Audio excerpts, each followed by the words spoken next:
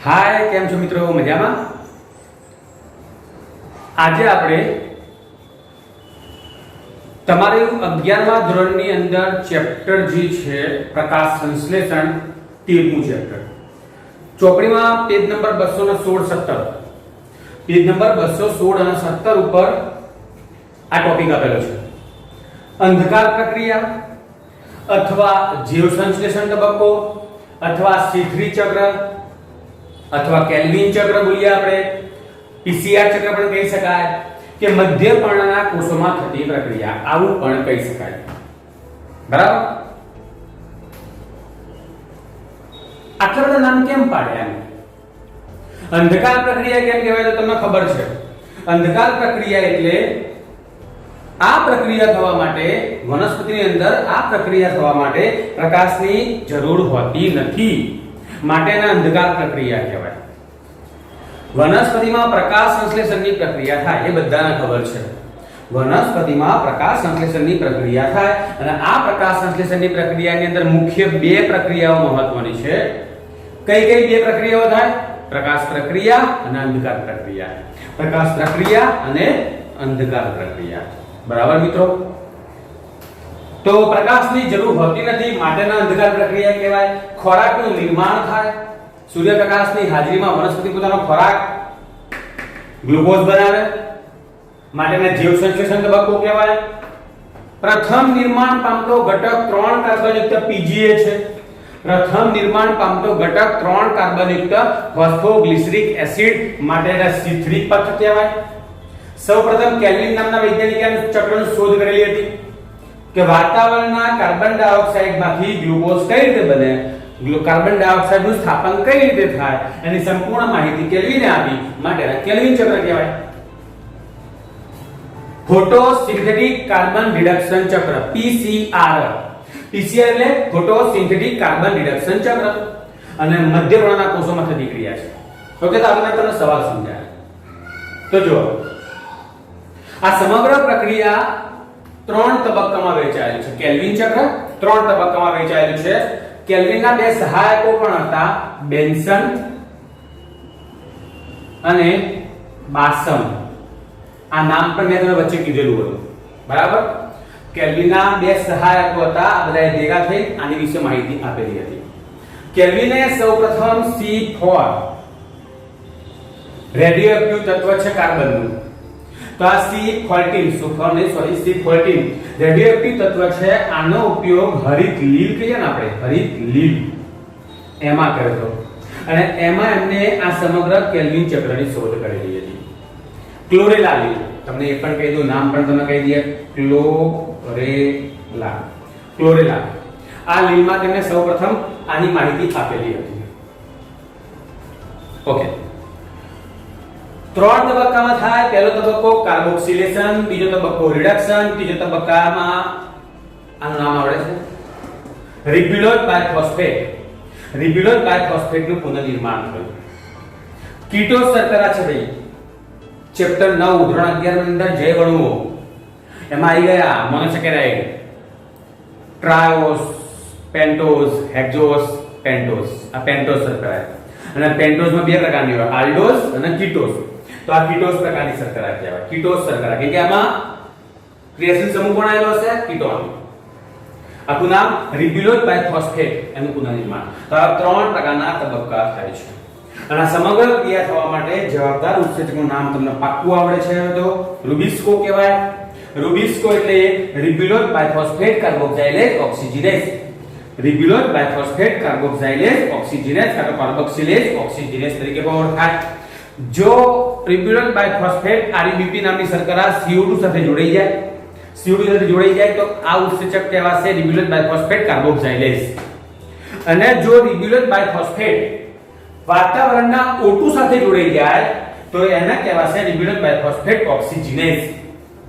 બરાબર, આમ એક સાથે બે ક્રિયા સાથે પ્રક્રિયા સાથે આ જોડાયેલું છે, પ્રક્રિયા સાથે જોડાયેલું છે માટે એને કહેવાશે રિબ્યુલોઝ બાયફોસ્ફેટ કાર્બોક્સિલેઝ ઓક્સિજનેઝ। રૂબિસ્કો તરીકે નામ આપ્યું, કોમન નામ આપ્યું। ઓકે, હવે આપણે કેલ્વિન ચક્ર ભણીએ। આ 3 તબક્કામાં અહીં લખેલા જો આ મેં મારી રીતે દોરેલું છે, બરાબર। ચોપડીની અંદર આવું જ દોરેલું છે પણ એમાં શોર્ટ નામ આપેલા છે. આપણે શું કર્યું છે, જે ચોપડીમાં વર્ણન કર્યું છે એના મેં અણુ સાથે લખેલા છે અહીંયા. ચલો સમજાવી એટલે ખબર પડતી જશે. આ ચક્ર આવડશે ને, બધું જ આવડશે. બરાબર? તો જોતા ધ્યાનથી જોજો.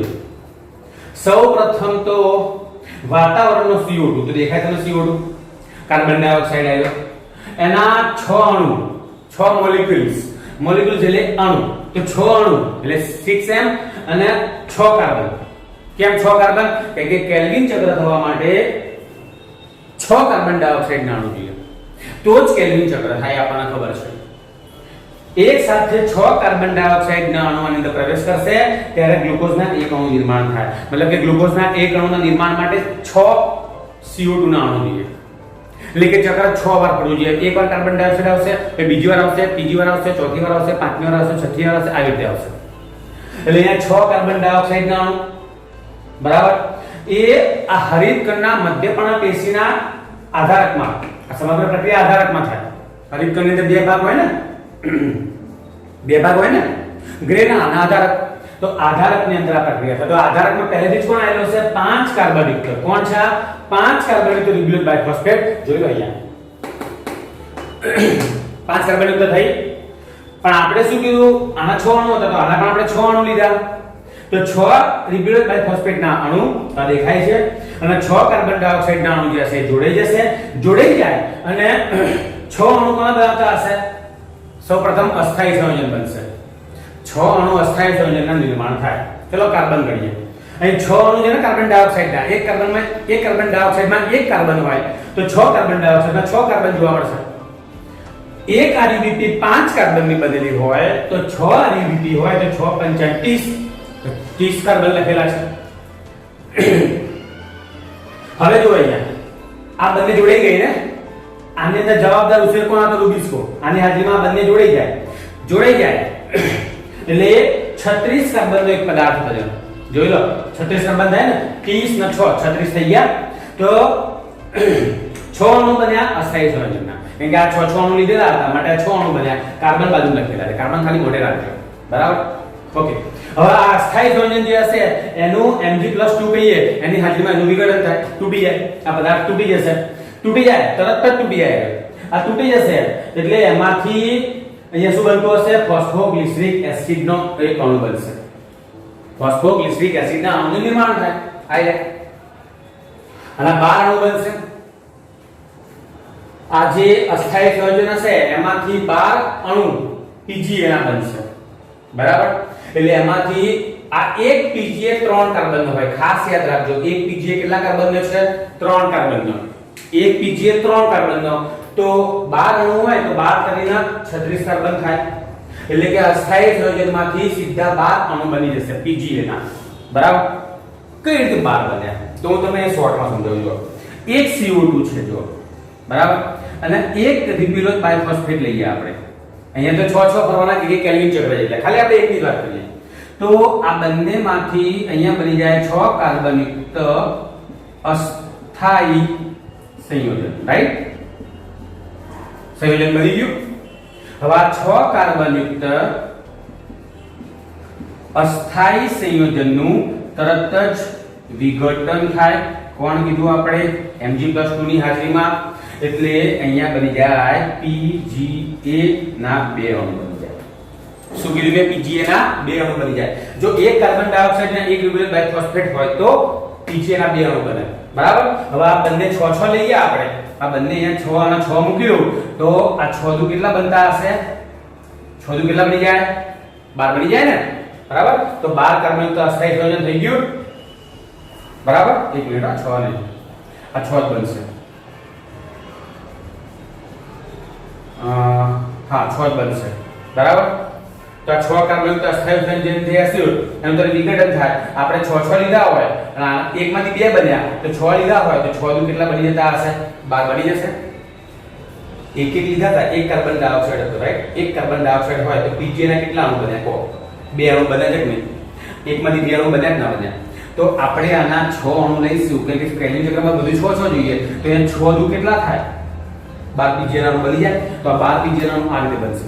તો 12 પીજીએ ના અણુ બનશે અને 12 એક પીજીએ 3 કાર્બન તો 12 × 36 કાર્બન થઈ જાય બરાબર હવે ધ્યાનથી જુઓ હવે આ પીજીએ છે આ પીજીએ નું એટીપી ની હાજરીમાં ફોસ્ફોરીકરણ થાય પીજીએ નું એટીપી ની હાજરીમાં ફોસ્ફોરીકરણ થયું હવે ફોસ્ફોરીકરણ થયું એટલે એટીપી માંથી એડીપી થાય અને એમાંથી છૂટો પડેલો ફોસ્ફેટ આ પીજીએ સાથે જોડાઈ જાય નોર્મલી આ પીજીએ છે ને એને 3 પીજીએ તરીકે પણ લખાય 3 ફોસ્ફોગ્લિસરિક એસિડ તરીકે પણ લખાય 3 ફોસ્ફોગ્લિસરિક એસિડ આ રીતે પણ લખાતો હોય એટલે એક ફોસ્ફરસ નો અણુ જે હશે ને એ ત્રીજા કાર્બન પર ચોંટેલો છે ઓલરેડી છે ત્યાં મૂકેલો છે બરાબર અને બીજા એક્સ્ટ્રા એટીપી માંથી ફોસ્ફરસ આયા બરાબર તો એ બધા પહેલા નંબરના કાર્બનમાં જોડાઈ જાય તો 12 અણુ હતા તો 12 અણુ બના એમાં કોઈ ફેરફાર થવાનો નહીં કેમ કે એના જ્યાં ખાલી ફોસ્ફોરીકરણ થયું એટલે પીજીએ માંથી પી ડાયફોસ્ફોગ્લિસરિક એસિડ બની જાય 1,3 ડાયફોસ્ફોગ્લિસરિક એસિડ કેમ કે બે ફોસ્ફરસ આયા એક ફોસ્ફરસ તો હતો જ અહીંયા આપણે ખાલી પીજીએ લખીએ તો ખરેખર લખાય કઈ રીતે અહીંયા 3 પીજીએ સ્વરૂપે લખી શકાય અને એક ફોસ્ફરસ આમાંથી એક ફોસ્ફરસ અંદર ઉમેરાય જે પહેલા નંબરના કાર્બનમાં જાય તો 1,3 ડાયફોસ્ફોગ્લિસરિક એસિડ બની જાય બરાબર આ પણ 3 કાર્બન યુક્ત શર્કરા આવશે આ પણ કેટલા કાર્બન યુક્ત શર્કરા છે 3 કાર્બન યુક્ત તો 12 કરીને 36 કાર્બન થઈ ગયા કાર્બન કેટલા ગયા બરાબર જો 36 ના 36 ચાલે આવે અહીંયા છેક સુધી ઓકે ચલો આગળ વધીએ આપણે આ જે 1,3 ડાયફોસ્ફોગ્લિસરિક એસિડ એનું NADPH2 ની હાજરીમાં શું થવાનું છે રિડક્શન થશે રિડક્શન થવા માટે નિકોડેમાઇન એડેનાઇન ડાયન્યુક્લિયોટાઇડ ફોસ્ફેટ આખું નામ એવું થાય પાછળ H2 આવે તો આગળ રિડ્યુસ લખી દેવાનું અને જો H2 ના હોય તો નીચેનું નામ શું બોલ્યું નિકોટિનેમાઇન એડેનાઇન ડાયન્યુક્લિયોટાઇડ ફોસ્ફેટ રાઈટ હવે હું શું બોલ્યું આની હાજરીમાં આ 1,3 ડાયફોસ્ફોગ્લિસરિક એસિડ નું શું થવાનું છે રિડક્શન થશે એટલે ડબમાંથી બની જશે પગલ PgAl બની જશે ફોસ્ફોગ્લિસરિક એસિડ બની જશે ફોસ્ફોગ્લિસરાલ્ડિહાઇડ બની જશે કોણ બની જશે ફોસ્ફોગ્લિસરાલ્ડિહાઇડ 12 અણુ હતા 12 અણુ રહેશે 36 તો 36 જ રહેવાની કેમ કે આ પણ 3 કાર્બન વાળી શર્કરા છે તો 12 કરીને 36 એક અણુ 3 કાર્બન નો હોય તો 12 અણુ 12 36 કાર્બન ના થઈ ગયા અને એ દરમિયાન 12 અકાર્બનિક ફોસ્ફેટ ના અણુ નીકળી જશે આ ખાસ યાદ રાખજો આ કોઈ જગ્યાએ લખ્યું નહીં હોય બરાબર આ એમ નીટ માટે કામમાં આવશે કે જ્યારે 1,3 ડાયફોસ્ફોગ્લિસરિક એસિડ માંથી ફોસ્ફોગ્લિસરાલ્ડિહાઇડ બને કાં તો પીજીએ માંથી જ્યારે ફોસ્ફોગ્લિસરાલ્ડિહાઇડ બનશે ત્યારે કેટલા અકાર્બનિક ફોસ્ફેટ નીકળતા હશે તો 12 નોર્મલી આપણે શું કરતા હશું 12 ઉમેરતા પણ એ 12 નીકળી ગયેલા હતા અને પછી આ રિડક્શન થયું બરાબર તો આ 12 અણુ વપરાયા 12 અણુ છે માટે આપણે 12 અણુ જોશે ઓકે હવે 12 અણુમાંથી બે અણુ તમે જો આ 12 પગલના જે અણુ હતા 12 પગલના અણુમાંથી બે અણુ જે હશે ને એ આ બે અણુ જે હશે એ ગ્લુકોઝના અણુમાં રૂપાંતર થઈ જશે એક ગ્લુકોઝના અણુમાં રૂપાંતર થઈ જશે હવે સાંભળો એક પગલ 3 કાર્બનનો તો એ બે પગલ કેટલા કાર્બન બે અણુ છે ને તો 6 કાર્બન થયા ટૂંકમાંથી 36 માંથી 6 નીકળી ગયા કાર્બન તો વધ્યા કેટલા કાર્બન 30 કાર્બન વધ્યા તો 30 કાર્બન દેખાય બીજું કે પગલના કેટલા અણુ હતા 12 માંથી 2 નીકળી ગયા ગ્લુકોઝ બનવામાં તો વધ્યા કેટલા 10 તો 10 અણુ બની ગયા પગલના હવે અહીં સુધીની જે ક્રિયા થાય ને રિડક્શન થઈ જો આટલી થાય આ બધી ક્રિયા એટલે કાર્બોક્સિલેશન કાર્બન ડાયોક્સાઇડ ઉમેરાય માટે કાર્બોક્સિલેશન રિડક્શનની ક્રિયા થઈ હવે અહીંથી આવશે પુનર્નિર્માણ ત્રીજો તબક્કો આવે આર્યુબિક્યુલનું પુનર્નિર્માણ હવે આ પગલના જે અણુ આવેલા હતા આ જે પગલના અણુ હતા 10 અણુ છે એ 10 અણુ જે હશે એમાંથી 6 અણુ રિબ્યુલોઇડ બાયફોસ્ફેટ એની જગ્યાએ મોનોફોસ્ફેટ શબ્દ લખવાનો કોણ બની જશે રિબ્યુલોઇડ મોનોફોસ્ફેટ નું નિર્માણ થશે